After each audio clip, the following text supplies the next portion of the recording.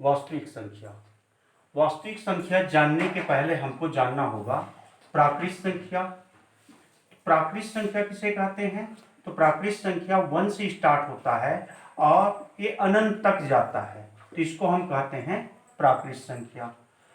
उसके बाद जब शून्य की अवधारणा क्लियर हुई तो उस स्थिति में वो जो संख्या हमको मिला उसको हम कहते हैं पूर्ण संख्या। इसमें जीरो भी शामिल किया जाता है, 0, 1, 2, 3, इस तरह से ये अनंत तक, ये कहलाता है पूर्ण संख्या।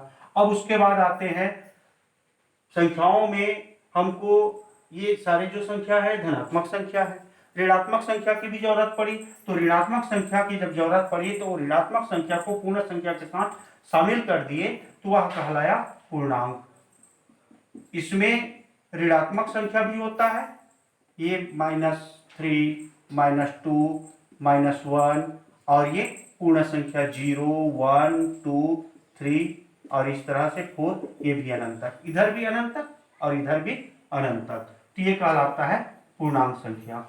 अब यहां पर देखो हम सबसे छोटे प्राकृत संख्या बता सकते हैं 1 है, और सबसे बड़ा तो सबसे बड़ा नहीं बता सकते, क्योंकि जितना भी हम जिस भी संख्या को सबसे बड़ा प्राकृत संख्या बोलेंगे उससे आगे और संख्या बढ़ेगा।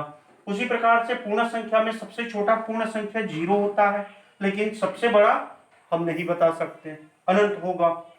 लेकिन पूर्णांक में सबसे छोटा पूर्णांक संख्या और सबसे बड़े पूर्णांक संख्या दोनों को हम नहीं बता सकते, क्योंकि इसमें भी अनंत तक है और इधर भी अनंत तक है। अब संख्याओं के बारे में इतना जानने के बाद हम देखते हैं परिमेय संख्या। तो परिमेय संख्या ऐसा संख्या होता है जो p/q के रूप में होता है। p/q यानी कि ऊपर अंश बोलते हैं और नीचे हर होता है, लेकिन यहां पर p नॉट इक्वल 0, p/q का मान जो है वो 0 के बराबर ना हो, तभी इसको हम परिमेय संख्या बोलेंगे। क्योंकि अगर q का मान 0 कर दिए तो वो फिर परिमेय संख्या नहीं होगा, क्योंकि 0 से किसी भी संख्या को जब डिवाइड किया जाता है तो उनका मान अनंत मिलता है, तो इसलिए हम उनको परिमेय संख्या नहीं मानेंगे। तो ये हो गया p/q परिमेय संख्या। अब परिमेय संख्या को हम अलग अलग परिस्थिति में किस तरह से हल करें ये देखेंगे। तो यहाँ पर परिमेय संख्या को सबसे पहले हम देख लें कि किसी संख्या रेखा पर किस प्रकार से निरूपित किया जाता है। तो किसी संख्या रेखा पर निरूपित करने के लिए ये जैसे 0 है, ये 1 है, ये 2 है, या इस तरह से इधर -1, ये -2। हमको कोई भी संख्या को इस संख्या रेखा पर प्रदर्शित करना है और वो संख्या क्या हो, परिमेय संख्या हो। तो परिमेय संख्या को प्रदर्शित करने के लिए जैसे कोई संख्या ले लेते हैं 2/3, इसको हमको इस संख्या रेखा पर प्रदर्शित करना है। तो यहां पर देखो ये नीचे जो दिया हुआ है यानी इसका हर ये है 3, और इसका मतलब यहां पर अंश से हर बड़ी संख्या है तो वो आएगा 0 से 1 के बीच में या 0 से -1 के बीच में। अगर धनात्मक संख्या है तो 0 से 1 के बीच में आएगा, ऋणात्मक संख्या है तो 0 से -1 के बीच में आएगा। अब यहां पर देखो ये नीचे 3 है तो इसको समान 3 भागों में हम बांट देंगे, 1, 2 और ये 3 भागों में बढ़ गया। इसमें से हमको कितना लेना है, तो ये 2 है तो 1 और ये 2, तो यही होगा आपका 2/3 का स्थान। यानी 2/3 को संख्या रेखा पर यदि हमको प्रदर्शित करना है तो वो 0 और 1 के बीच में आएगा और यहां पर आएगा। तो इसी प्रकार से किसी भी संख्या को हम प्रदर्शित कर सकते हैं। जैसे ये 5/2 है। अब 5/2 में देखो हर से बड़ा है अंश, तो सबसे पहले तो इसको हम मिश्र भिन्न के रूप में बदल सकते हैं। तो ये आ जाएगा 2 से 5 को डिवाइड करेंगे तो ये 2, 1/2, 2 से 5 को भाग देंगे 2 बार जाएगा, 1 बचा तो 1/2 हो गया। अब ये कहां पर प्रदर्शित करेंगे इसको, तो सामने 2 है तो ये 2 ये आ गया। अब उसके बाद 1/2 वो 2 और 3 के बीच में आएगा, तो इसको हम नीचे में हर 2 है तो बराबर दो भागों में बांटेंगे और उसमें से एक भाग को लेंगे, ये ऊपर 1 है तो यहाँ पर आएगा, ये होगा 2n/1/2 या 5/2। तो इस प्रकार से किसी भी संख्या को हम प्रदर्शित कर सकते हैं। अब हम यहाँ पर देखेंगे तुल्य परिमेय संख्या। तुल्य परिमेय संख्या किसको बोलते हैं? तो जब दो परिमेय संख्या बराबर हो तो उसको हम तुल्य परिमेय संख्या बोलते हैं। जैसे ये 2/3, तो यहाँ पर इसको यदि हम 2 से मल्टीप्लाई कर दें तो ये 4/6 हो जाएगा, या 3 से मल्टीप्लाई कर दें तो ये हो जाएगा 6/9, यानी ये सब बराबर ही है। क्योंकि इसका यदि हम सरलतम रूप लें तो 2/3 आएगा, इसका भी सरलतम रूप 2/3 ही आएगा। तो इसको हम कहेंगे तुल्य परिमेय संख्या। यानी जब दो परिमेय संख्या बराबर हो तो उस प्रमेय संख्या को हम तुल्य परिमेय संख्या कहते हैं।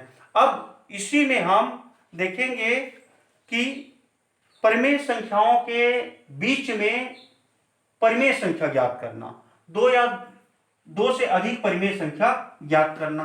कोई भी दो परिमेय संख्या है उसके बीच में हमको दो या एक, दो या दो से अधिक परिमेय संख्या ज्ञात करना। जैसे मान ले हम ले लेते हैं a और b, ये दो परिमेय संख्या है।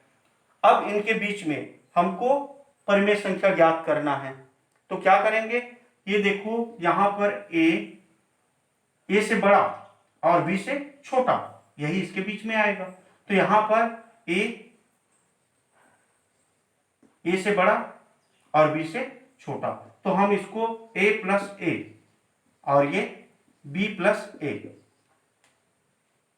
यानी यहां पर a + a, इसमें a प्लस कर दिए, इधर भी a प्लस कर दिए, या इसको हम लिख सकते हैं 2a से बड़ा b + a होगा, या a से बड़ा होगा b + a/2।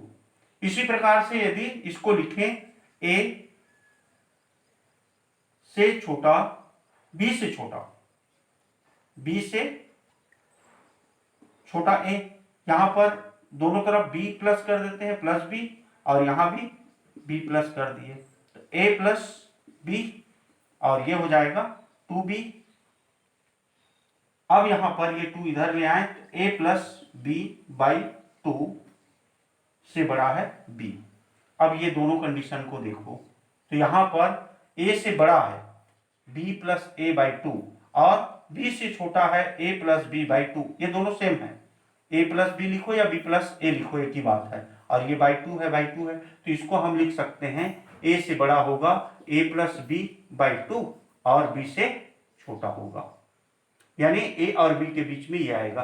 तो हमको जब कोई दो परिमेय संख्या के बीच की संख्या ज्ञात करना हो तो क्या करते हैं? दोनों परिमेय संख्या को जोड़ेंगे और 2 से भाग दे देंगे, तो उनके बीच का परिमेय संख्या मिल जाएगा। तो इस प्रकार से हम दो परिमेय संख्याओं के बीच संख्या ज्ञात कर सकते हैं। अब हम प्रश्नावली 2.1 के कुछ प्रश्नों को हल करके देखते हैं और जानते हैं कि किस तरह से इसको हल करना है।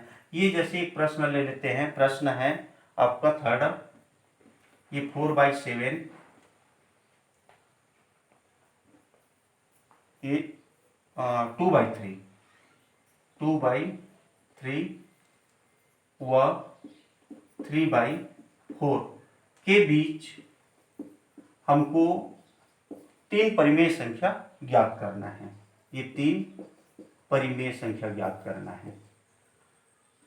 चौथा प्रश्न, तो यहां पर देखो ये दो परिमेय संख्या है, इनके बीच में हमको तीन परिमेय संख्या ज्ञात करना है। तो ये इस तरह से हम देख सकते हैं, ये मान लो 2/3 है और ये है 3/4, तो इनके बीच में हमको तीन, ये एक हो गया और ये एक हो गया और ये एक हो गया। तो इस तरह से तीन परिमेय संख्या हमको ज्ञात करना है। तो दो परिमेय संख्या के बीच का परिमेय संख्या ज्ञात करना है, पहले इसको ज्ञात कर लेते हैं। तो क्या करेंगे? ये दोनों परिमेय संख्या को जोड़ देंगे और 2 से भाग दे देंगे, तो ये हो जाएगा 2/3 + 3/4। तो यहां पर ये दो परिमेय संख्या है, दोनों को जब जोड़ेंगे तो परिमेय संख्या को जोड़ना होता है तो उसके हर को हमको बराबर करना होता है, और हर को बराबर करने के लिए इनके हरों का लघुत्तम समापवर्त निकालते हैं। तो 3 और 4 का लघुत्तम समापवर्त निकालेंगे तो ये आ जाएगा 12।